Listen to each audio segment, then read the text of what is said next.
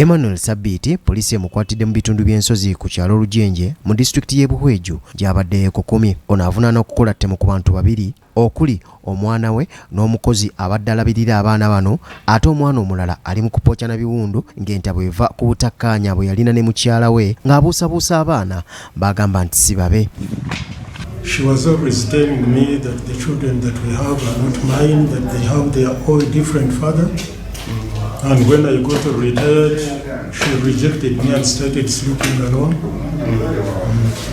And even refused me access to the business that I had given her to manage.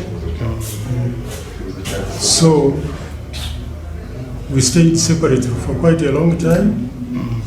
But after some time, she became pregnant and claimed that the pregnancy was even mine in front of the officers who came from here and the villagers. She claimed that the pregnancy was mine, and yet we had spent more than 2 years without staying together. Poliisi etegeezezza nti abattiddwa kuliko Kendo Kukunda ow'emyaka 6, Lilian Ainembabazi ng'ono ye mukozi abadde alabirira abaana bano, ssaako ne Kaliisa Sabiiti ow'emyaka 11, ono ye nga yasimattuse n'ebisago eby'amaanyi ng'ali mu ddwaliro lya Mayanja Memorial Embalala. Akulira ebyokwerinda mu kitundu kino era nga ye mubaka wa pulezidenti mu disitulikiti y'e Sheema, Muhindo Pulkeria, akakasizza okukwatibwa kwa Sabiiti, kyokka asabye kkooti eyongere okunoonyereza ku nsonga eno, Sabiiti afuuke ekyokulabirako eri abantu abalala balina ebirowoozo ebiyinza okwefaananyirizaako ng'ebibye. A learned person, this is what really shocked us.